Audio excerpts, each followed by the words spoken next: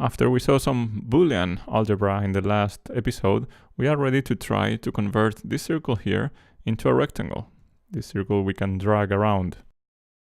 So this is our draggable circle program here. And at the bottom, we are drawing this ellipse. So converting it into a rectangle is really easy. We just have to type here rect, and that's it. But we're going to see that it doesn't work so well. Because if you see here, processing is not noticing we are above the rectangle here. We cannot drag. But if we come to this corner, we can do it. You can see it's thinking there's a circle here. This is because the formula we are using is assuming this is the center of the circle. So the first thing we can improve here is to use the rect mode center. We can type this anywhere in the program. I'm going to type it here inside our setup, rect mode center. And now it works already much better because now it's drawing the rectangle in the same center as it was drawing the circle. So it looks quite okay. We can click and drag and move it around. But if we carefully observe the behavior, you can see that in the corners it's not working. And this is again because it's assuming there's a circle here. It's using the formula which is based on a distance from the center. So it works perfectly down here. But because it's a circle, if we go down here to a corner, then we cannot drag it from here, from the corners. The formula is this one. We were calculating the distance between the center of the rectangle and the mouse pointer. And if this distance is less than half of the size, then we can drag the circle around. Let's have a look at this. If we have here the circle, this is the center, and this here is the mouse. We were calculating this distance here from the center of the circle to the mouse pointer. If this yellow line is short enough, like this size, or shorter, that means that we are inside the circle. If this distance is very large, then we are outside. But this doesn't really work for a rectangle. If this is our rectangle here, and this is the center. Now let's assume the mouse pointer is here. This point is near the border, but it's inside. And you can see that the distance between these 2 points is this one here. This point here, and this point, and that one, they are all at the same distance from the center. But you can see that this one is inside, but these are outside. So studying the distance from the mouse pointer to the center of the rectangle doesn't really work. So we have to use a different formula. So how would this formula look like? Let's assume this is our rectangle here. This is our center. And this here is the mouse pointer. The center is located at x, y. The mouse pointer is at mouse x, mouse y. And this distance here is sz, which is the same as the height because we are working with a perfect square. So now all the points which are inside the rectangle have something in common. This point, this point, this point here, all these points inside the rectangle. The first thing they have in common is that they are below this line here. All the points inside the rectangle are below this line. We could say this is the rule number 1. But the rule number 1 is not enough because this point here and this point are below this line, but they are not inside the rectangle. So it's only some of them, only these ones here. So we have to apply 4 rules at the same time. The second rule is that they are to the left of this line. This will be rule number 2. So if we apply rule number 1 and rule number 2, we are already discarding these points here, which are above this line or to the right of this line.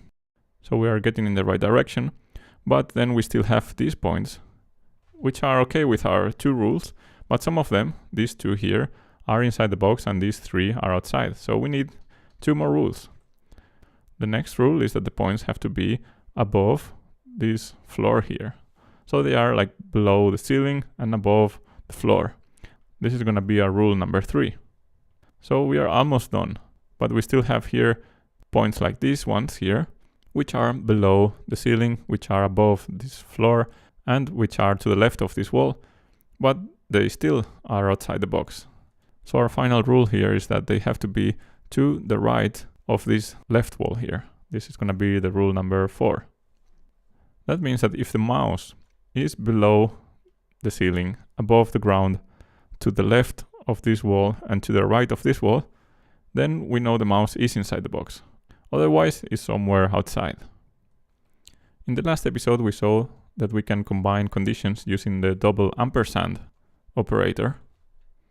So that means that we have to write something like if, and I will draw the symbols here, if it's above the ground and it's to the right of the left wall and it's below this ceiling and it's to the left of the right wall, then we know that the point is inside. We just have to think about how to write these expressions here. How can we write that on code in processing? So let's go back here to our drawing and think about where is actually these walls, these 4 walls. We know the center and we know the size. The center here is at the center of the rectangle. Let's imagine that the size is 100. So that means that we have 50 pixels on each side. We have 50 pixels to the left of X and 50 pixels to the right of X. So the left line here is at X minus 50. So the condition number 4, which I wrote up there, this is number 4, is that the mouse X is greater than X minus 50 if the size is 100. You see, this is X, and if we move to the left 50 pixels, then this is X minus 50. And we have to know that the mouse is on the right side. But we are not sure if this is going to be 100 pixels or 200 or 50. So to make this work in every case, we just have to replace 50 by SZ divided by 2.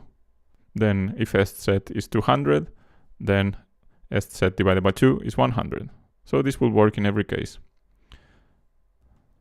So we have here this condition, which is mouse X is greater than X minus SZ divided by 2.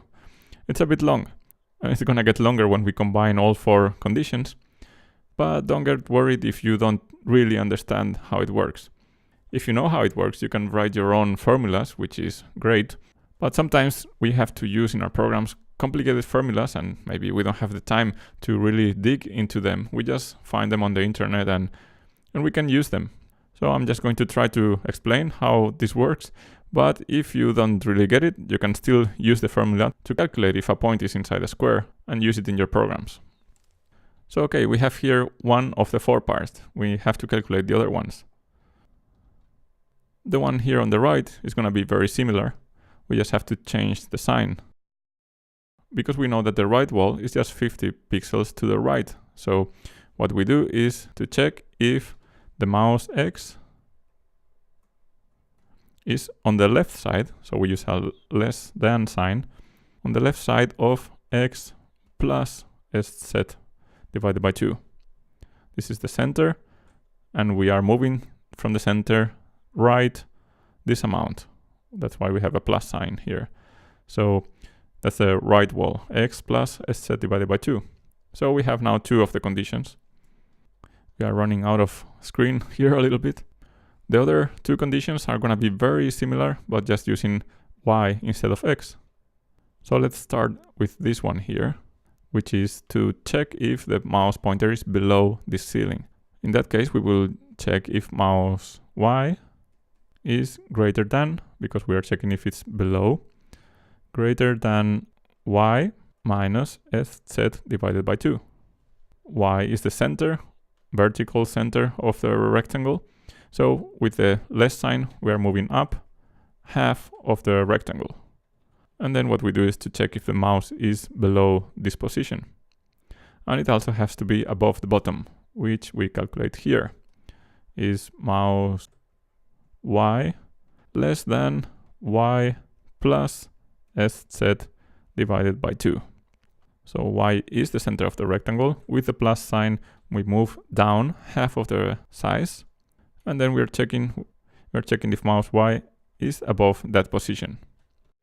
So we just have to combine these 4 conditions with the double ampersand operator, and then we will know if the mouse is inside. So let's type this whole thing in our program. We can get rid of this whole condition, and let's start here by saying if mouse x is greater than x minus sz divided by 2. I'm gonna remove some spaces so it doesn't go so long. So this is checking if the mouse is to the right of the left wall. And mouse x is less than x plus sz divided by 2. Now we're checking if the mouse x is to the left of this other wall. So basically we're checking if mouse x is between this wall and this one. And now we do the same for the y values. So mouse y is greater than y minus sz divided by 2, and mouse y is less than y plus sz divided by 2. Very long one. Let's see if this works. And now we have here this draggable square. The funny thing is when we click on the corners, it's animated automatically to the center, but that's okay. We knew that this would happen. But now it's very precise. Now every time we touch any position in this box, we can click it and drag it around. And this formula here is the one you can always use if you want to have clickable buttons in your program. Then you will always check these 4 things.